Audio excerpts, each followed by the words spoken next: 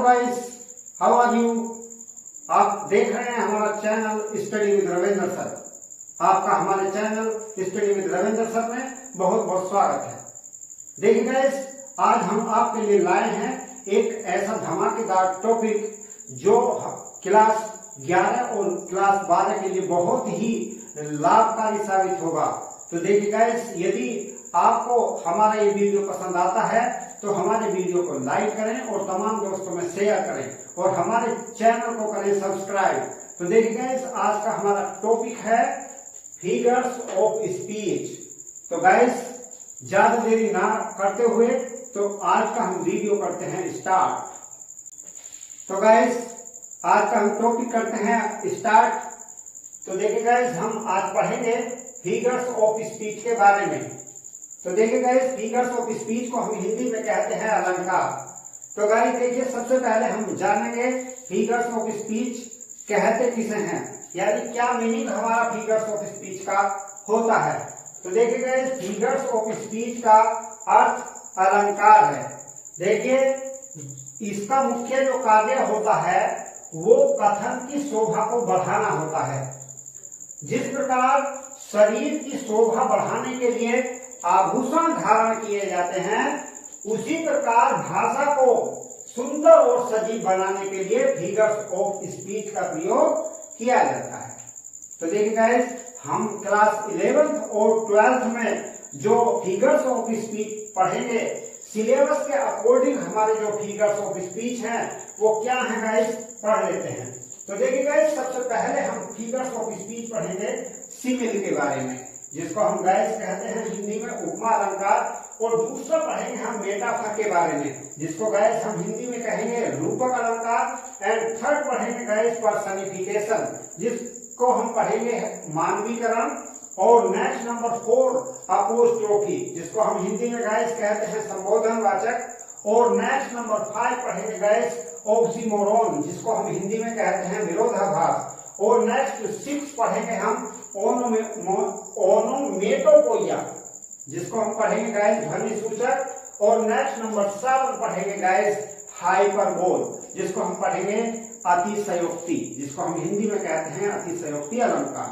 तो देखिए गाइस, ये हमारे 7 फिगर्स ऑफ स्पीच हैं जिसके बारे में हम पढ़ेंगे। तो सबसे पहले गाइस हम पढ़ेंगे इनकी डेफिनेशन के बारे में, और फिर हम इनके एग्जाम्पल के माध्यम से इन फिगर्स ऑफ स्पीच को जानेंगे।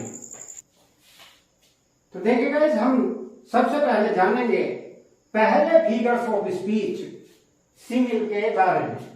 तो देखिए गाइस, जैसे कि अभी आपको बताया गया है कि सिमिल को हम हिंदी में उपमा अलंकार कहते हैं। तो देखिए गाइस, सबसे पहले हम गाइस जानेंगे इसकी डेफिनेशन क्या है। तो देखिए गाइस, डेफिनेशन इसकी हमारी ये है, in a simile comparison is made, यानी उपमा अलंकार में एक कंपेरिजन का मतलब यानी तुलना की जाती है।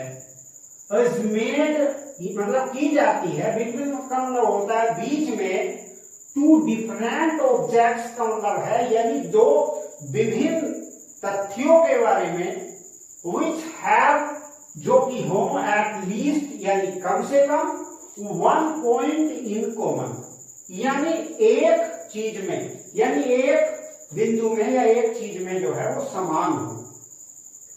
इट इज इंट्रोड्यूस्ड यानी इसको प्रदर्शित किया जाता है बाय सच वर्ड यानी ऐसे शब्दों से, एज लाइक जैसे कि लाइक, एज सो, और एज सो एज, etc। तो देखिए गाइस, हम इसके हिंदी अर्थ को जो है इस प्रकार से समझ सकते हैं कि सिमिल यानी उपमा में भिन्न भिन्न जाति की वस्तुओं या प्राणियों या स्थानों के मध्य ऐसी समानता दिखाई जाती है जिनमें कम से कम एक गुण की समानता हो।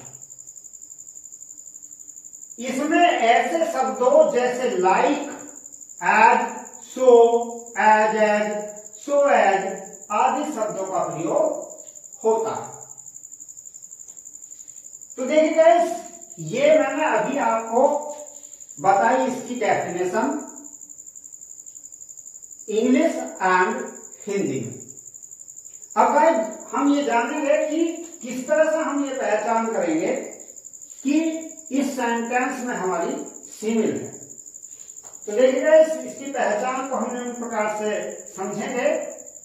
तो पहला पॉइंट तो हमारा ये है कि हम इसको इस तरह से पहचान सकते हैं कि दो वस्तुओं की तुलना हो, यानी दो वस्तुओं के बीच में हमारी तुलना होनी चाहिए।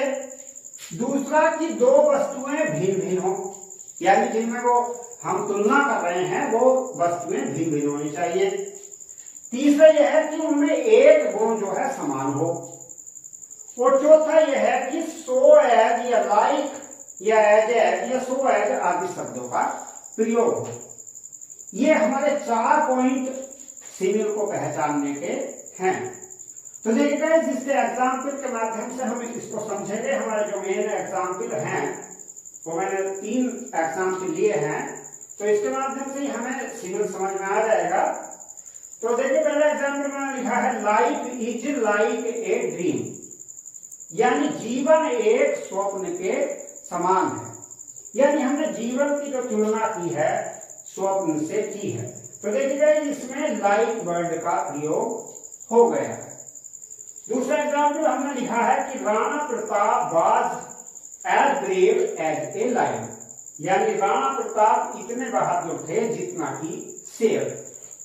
तो देखिए गाइस, यहाँ पर राणा प्रताप के गुणों की जो तुलना की गई है वो शेर से की गई है। उनकी बहादुरी की तुलना एक शेर से की गई है। तो गाइस, इस सेंटेंस में एज के बीच में हमारा ये एडजेक्टिव रखा है, अर्थात जो है एज इस सेंटेंस में आ रहा है। तीसरा example, the night is dark as a black stone, यानी रात काली है एक काले पत्थर के समान, यानी रात इतनी काली है जैसे कि एक काला पत्थर।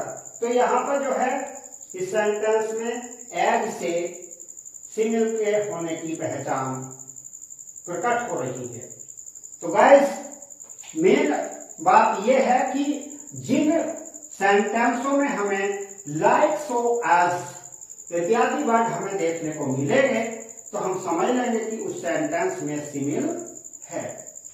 तो देखिएगा, ये अभी हमने पढ़ी सिमिल के डेफिनेशन और उसके एग्जाम्पलों के बारे में।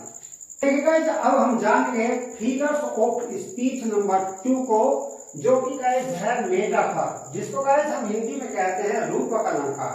तो देखिए गाइस, हम इसकी डेफिनेशन को पढ़ेंगे। तो देखिए गाइस, इसकी डेफिनेशन को हम जो है 2 प्रकार से जो है कह सकते हैं। तो पहले नंबर पर डेफिनेशन मैंने ये लिखी है और दूसरे नंबर पर नीचे डेफिनेशन लिखी है। तो पहली डेफिनेशन को गाइस हम किस प्रकार से हमने लिखा है इसको हम समझ लेते हैं। तो देखिए गाइस, मैंने लिखा है इसमें कि in a metaphor 2 things of the different kinds are compared, but words of comparison so like or as are not used at all। क्या अर्थ है इसका? तो देखिए इस यानी इन मेटाफर यानी रूपक अलंकार में 2 things of the different kinds, यानी विभिन्न प्रकार की 2 चीजों की तुलना की जाती है, आर कंपेयर तुलना की जाती है। बट वर्ड्स ऑफ कंपेरिजन, लेकिन तुलनात्मक शब्द सो, लाइक या एज का प्रयोग बिल्कुल भी नहीं किया जाता। तो देखिएगा, इस हिंदी में अर्थ को हम अच्छी प्रकार से इस प्रकार से समझ लेते हैं। मेटाफर अलंकार में 2 विभिन्न प्रकार की वस्तुओं की तुलना की जाती है, किंतु तुलनात्मक शब्द सो, लाइक या एज आदि का प्रयोग नहीं किया जाता है। तो ये गाइस था हमारा मेटाफर। और अब इसके जो मुख्य एग्जाम्पल हैं जो हमें अधिकांश देखने को मिलते हैं वे ये हैं। लाइफ इज ए ड्रीम, यानी जीवन एक स्वप्न है, यानी जीवन की तुलना स्वप्न से की गई है। अभी हमने सिविल में एग्जाम्पल पढ़ा था, life is like a dream, यानी जीवन एक स्वप्न के समान है, यानी उसमें लाइक शब्द का प्रयोग किया गया था। यहाँ पर जो है जीवन की तुलना तो की गई है, लेकिन हमारा तुलनात्मक शब्द लाइक नहीं यूज किया गया। तो दूसरा एग्जाम्पल है, life is not a bag of roses, यानी जीवन फूलों की सेज नहीं है, यानी हमारी जीवन की जो तुलना की गई है वो फूलों की सेज से की गई है। Next, camel is the ship of the desert, यानी ऊंट जो है रेगिस्तान का जहाज है। तो यानी ऊंट के गुणों की जो तुलना की गई है वो रेगिस्तान के जहाज से की गई है, यानी उसको रेगिस्तान का जहाज माना गया है। Revenge is a kind of wild justice, यानी बदला जो है, बदले की जो भावना है वो एक जंगली न्याय के जैसी है। और next number 5 example, life is but A walking shadow, यानी जीवन जो है एक चलती फिरती छाया है। यानी हमारे इन सभी एग्जाम्पलों में हमने मतलब तुलना तो की है, लेकिन तुलनात्मक शब्द सो लाइक एज जैसे शब्दों का प्रयोग हमने इसमें नहीं किया है। उसके बाद गाइस डेफिनेशन हमारी 2 है, यानी हम इसको 2 प्रकार से परिभाषित कर सकते हैं। तो पहले हमने इस तरह से परिभाषित किया। दूसरी परिभाषा हमारी यह है कि ये metaphor is an implied simile, यानी मेटाफर जो है सिमिली का विपरीत है, विरोधाभास है। Here comparison is not expressed, यानी यहाँ पर जो है मतलब तुलना को प्रदर्शित नहीं किया गया है। तो हम 2 प्रकार से गाइस मेटाफर की डेफिनेशन को दे सकते हैं। तो ये गाइस अभी हमने पढ़ा मेटाफर के बारे में। तो देखिए गाइस तीसरा जो है हमारा फिगर्स ऑफ स्पीच है वो है गाइस पर्सनिफिकेशन। इसको गाइस हम हिंदी में कहते हैं मानवीकरण। तो गाइस इसकी डेफिनेशन क्या होगी इसके बारे में हम समझ लेते हैं। तो देखिए गाइस डेफिनेशन में हमने लिखा है कि इन पर्सनिफिकेशन लाइफलेस ऑब्जेक्ट्स और abstract ideas are thought of as living beings। क्या मतलब है इसका? यानी इन पर्सनिफिकेशन का मतलब है यानी मानवीकरण में, लाइफलेस ऑब्जेक्ट्स का मतलब है निर्जीव वस्तुओं को, और यानी या एब्स्ट्रैक्ट आइडियाज का मतलब है भावनात्मक विचारों को, आर्थोटोप का मतलब होता है मान लिया जाता है, एज लिविंग बीइंग्स का मतलब है यानी सजीव प्राणी के रूप में। यानी कुल मिलाकर हम इसको इस प्रकार से परिभाषित कर सकते हैं कि मानवीकरण में निर्जीव वस्तु या भावनात्मक विचारों को इस प्रकार मान लिया जाता है जैसे उसमें जीवन है या वो जीवित प्राणी हो। तो ये हमारी थी इसकी डेफिनेशन। अब इसके मुख्य एग्जाम्पल हमारे ये हैं, इसके माध्यम से हम इसको समझेंगे। लव इज ब्लाइंड, पहले सेंटेंस हमने लिखा है लव इज ब्लाइंड, यानी प्रेम अंधा होता है। यानी हमने इस प्रेम शब्द को अंधा मान लिया है। तुलना हमने इसकी जो की है यानी प्रेम शब्द की एक अंधे से की है। Experience is the best teacher, यानी अनुभव जो है सबसे अच्छा अध्यापक होता है। यानी अनुभव की हमने जो तुलना की है वो अच्छे टीचर के रूप में की है। इसी प्रकार से opportunities knocks at the door but once, यानी अवसर केवल एक बार दरवाजा खटखटाता है। यानी हमने अवसर को सजीव प्राणी के रूप में मान लिया है। इसी प्रकार से anxiety is sitting on her face, यानी चिंता उसके चेहरे पर दिखाई दे रही थी। यानी चिंता को हमने सजीव प्राणी के रूप में मान लिया है। इसी प्रकार से तो इस प्रकार से गए 5वें एग्जाम्पल को भी हम इसी प्रकार से समझ सकते हैं। तो अब देखिए गाइस अब हम हमारा चौथा फिगर्स ऑफ स्पीच आता है अपोस्ट्रोफी, जिसको गाइस हम हिंदी में कहते हैं संबोधन।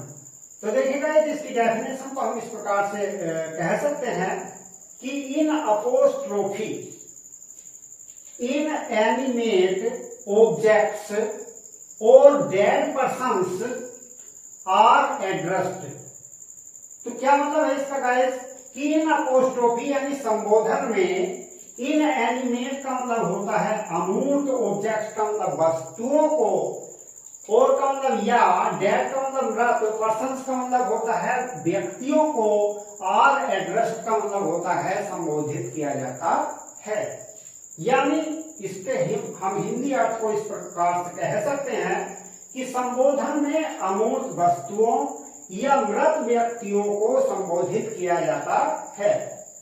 देखिए गाइस हमारा पर्सनिफिकेशन और अपोस्ट्रोफी ये देखने में एक जैसे होते हैं, लेकिन इसमें अंतर ये होता है, पर्सनिफिकेशन में हम किसी भी जो है मृत चीजों को मतलब निर्जीव चीजों को हम सजीव प्राणी के रूप में मानते हैं, जबकि इसमें हम मृत व्यक्तियों को संबोधित करते हैं, अमूर्त वस्तुओं को या मृत व्यक्तियों को संबोधित करते हैं।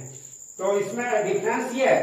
तो देखिएगा इसको हम मतलब किस प्रकार से पहचान सकते हैं कि हमारे वाक्य में अपोस्ट्रोफी होगा। तो गाइस हमने इसकी पहचान को लिखा है कि इसमें किसी नाउन के तुरंत बाद संबोधन का चिन्ह, यानी इसको हम एक्सक्लेमेशन मार्क कहते हैं, ये चिन्ह लगा हुआ हमारे सेंटेंस में मिलेगा, या कोमा यानी अल्पविराम आता है। तो देखिए जिस प्रकार से हमारे सेंटेंस लिखे हुए हैं, पहला सेंटेंस है वो वर्ल्ड और लाइफ और टाइम। तो हम देख रहे हैं पहले सेंटेंस में हमारे जो है एक्सक्लेमेशन मार्क लगे हुए हैं। इसी प्रकार से दूसरे एग्जाम्पल में कोमा लगा हुआ है, frailty Dai name is woman, यानी कमजोरी तेरा नाम महिला है। इसी प्रकार से वो death, why are you so cruel, यानी हे मृत्यु तुम कितनी जो है निर्दयी हो। तो इस प्रकार से इसमें भी हमारा एक्सक्लेमेशन मार्क लगा हुआ है। और इस प्रकार से चौथे सेंटेंस में O mighty Caesar thou art mightier, यानी हे शक्तिशाली सीजर तुम अब भी जो है कितने मतलब शक्तिशाली हो।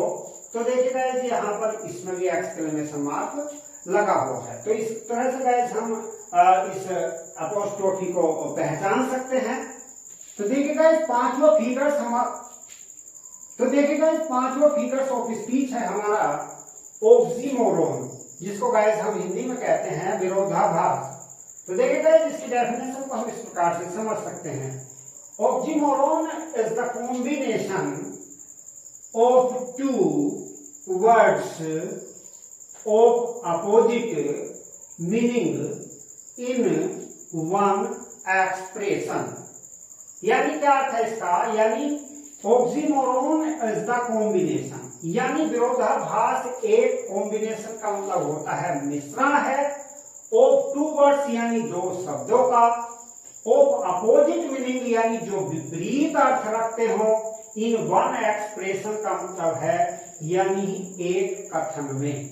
यानी हम ठीक प्रकार से इसकी डेफिनेशन को हम इस प्रकार से कह सकते हैं कि विरोधाभास अलंकार में दो विरोधी अर्थ वाले शब्दों को एक ही कथन या एक्सप्रेशन में कहा जाता है।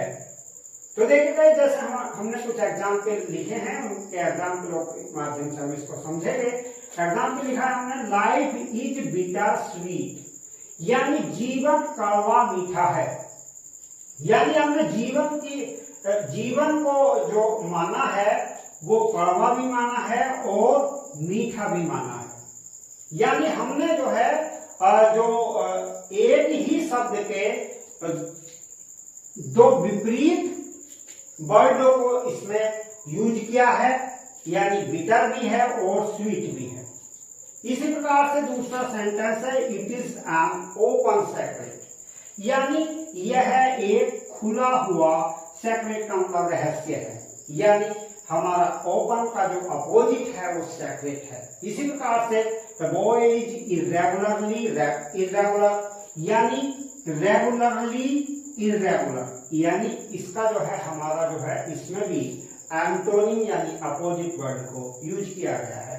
इसी प्रकार से फोर्थ सेंटेंस में and having nothing he hath all, यानी उसके पास कुछ ना होते हुए भी वह सब कुछ रखता है। इसी प्रकार से पांचों sentence he is ideally busy. तो इस प्रकार से जो है हमारे इन सभी सेंटेंसों में दो विरोधी अर्थ बताने वाले शब्दों को एक ही कथन में जो है रखा गया है। तो इस प्रकार से गाइस ये हमारा हुआ ऑक्सीमोरोन फिगर्स ऑफ स्पीच। देखिए गाइस हम अब छठा जो है फिगर्स ऑफ स्पीच पढ़ते हैं, ओनोमेटोपोइया, जिसको गाइस हम कहते हैं ध्वनि सूचक अलंकार।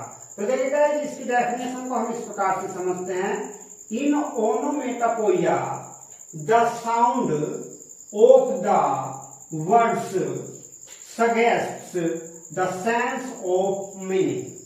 जिसका मतलब है गाइस कि यानी ध्वनि सूचक अलंकार में शब्दों की ध्वनि, साउंड ऑफ द वर्ड्स का मतलब है शब्दों की ध्वनि के द्वारा, सजेस्ट का मतलब यानी सुझाव दिया जाता है या मतलब प्रकट की जाती है। द सेंस ऑफ मीनिंग का मतलब है यानी शब्दों का भाव, यानी कहने का मतलब यह है कि ध्वनि सूचक अलंकार में शब्दों की ध्वनि द्वारा या उसके अर्थ अथवा भावना जो है उसमें प्रकट की जाती है। तो देखिएगा इसके हमारे मुख्य example, grunt grunt goes the हो, यानी हमारे इन सेंटेंसों में मतलब किसी ना किसी चीज की जो है ध्वनि वो निकलेगी और ध्वनि के माध्यम से ही हम पहचानेंगे कि हमारे इन सेंटेंसों में ध्वनि सूचक अलंकार है। तो देखिएगा जैसे कि ग्रंट ग्रंट गोज द होग, यानी होग माने स्वर होता है, यानी होग यानी स्वर, यानी ग्रंट ग्रंट की उसकी आवाज होती है, यानी वो गुर्राने की आवाज होती है। इसी प्रकार से cooing of डोव्स is very pleasant, यानी डोव्स माने पाखता होता है, पाखते की कूकने की आवाज जो है बहुत मधुर होती है या बहुत जो है सुखद होती है। तो यहाँ पे डोव्स की कूइंग की आवाज है। इसी प्रकार से द स्नेक्स आर हिसिंग, यानी सांप जो होता है वो फूंकार मारता है, सांप फूंकार मार रहे हैं। एंड बीज का मतलब होता है मधुमक्खी, और बजिंग का मतलब होता है यानी भिनभिनाना। मधुमक्खी का भिनभिनाती है और सांप जो है फूंकार मारता है। तो इसी प्रकार से चौथे सेंटेंस में I hear the water lapping, यानी पानी जो होता है उसकी गड़गड़ाहट की आवाज होती है। और इसी प्रकार से I chatter chatter as I flow, यानी हमारा जो है जो मंकी होता है वो जो है चैटर चैटर यानी चैटर चैटर की जो है उसकी ध्वनि होती है। तो इस प्रकार से गाइस इन सेंटेंसों में हम ध्वनि सूचक अलंकार में हम मतलब ध्वनि के द्वारा ही इनको पहचान पाएंगे। तो ये गाइस था हमारा तो देखिए गाइस अब हम पढ़ेंगे लास्ट फिगर्स ऑफ स्पीच, 7वें नंबर का हाइपरबोल, जिसको गाइस हम हिंदी में कहते हैं अतिशयोक्ति अलंकार। तो देखिएगा इसकी डेफिनेशन किस प्रकार से हमने लिखी है, in hyperbole a statement is made emphatic by overstatement, यानी अतिशयोक्ति अलंकार में एक कथन को अजमेर का मतलब है बना दिया जाता है, एम्फेटिक का मतलब होता है प्रभावशाली, बाय ओवर स्टेटमेंट का मतलब है यानी किसी भी कथन को या किसी भी बात को बहुत बढ़ा चढ़ाकर या घटाकर, यानी अतिशयोक्ति अलंकार में किसी बात को बहुत बढ़ा चढ़ाकर या घटाकर प्रभावशाली बना दिया जाता है। तो देखिएगा हम इसके एग्जाम्पल के माध्यम से समझ लेते हैं। 10,000 saw I at a glance, यानी मैंने एक दृष्टि में 10,000 फूल देखे। तो देखिए भाई 10,000 जो है हम एक दृष्टि में कोई भी चीज जो है हम नहीं देख सकते। तो यहाँ पर इस सेंटेंस में बढ़ा चढ़ाकर बात प्रस्तुत की गई है। इस प्रकार से दूसरे सेंटेंस में rivers of blood flowed in the battle, यानी युद्ध के मैदान में खून की नदियां बह गई। देखिए भाई कितनी भी मारकाट हमारे जो है मतलब देश में या जो है सारे संसार में क्यों ना हो जाए, खून की नदियां कभी भी नहीं बह सकती। इसलिए इस सेंटेंस में जो है बढ़ा चढ़ा के बात को प्रस्तुत किया गया है। इसी प्रकार से सी बैक ओशियंस ऑफ टीयर्स, यानी जो है इतना रोई कि जो है समुद्र भर गए। किसी के रोने से समुद्र नहीं भर सकते। इस प्रकार से Belinda smiled and all the world was gay, यानी बेलिंडा मुस्कुराई तो सारा संसार खुश हो गया। यानी किसी के मुस्कुराने से सारा संसार खुश नहीं हो सकता। इसी प्रकार से all the perfumes of Arabia will not Sutton this little hand, यानी अरबिया के सारे परफ्यूम भी, सारे इत्र भी इतने सुगंधित नहीं होंगे जितना कि वो छोटा हाथ। यानी मतलब इस तरह से इन सभी सेंटेंसों में बढ़ा चढ़ाकर जो है बात को प्रस्तुत किया गया है। तो इस तरह से गाइज ये आज का हमारा टॉपिक जो फिगर्स ऑफ स्पीच था ये आज हमारा समाप्त हो जाता है। तो उम्मीद करता हूं गाइज कि आज का हमारा जो वीडियो है वो आपको पसंद आया होगा। यदि गाइज आपको हमारा वीडियो पसंद आया है तो हमारे वीडियो को लाइक करें और तमाम दोस्तों में शेयर करें और हमारे चैनल को गाइज करें सब्सक्राइब। तो गाइज शीघ्र ही हम उपस्थित होंगे किसी अन्य टॉपिक के साथ। तो आपने हमारी वीडियो को देखा उसके लिए बहुत बहुत धन्यवाद। मिलते हैं नेक्स्ट वीडियो में।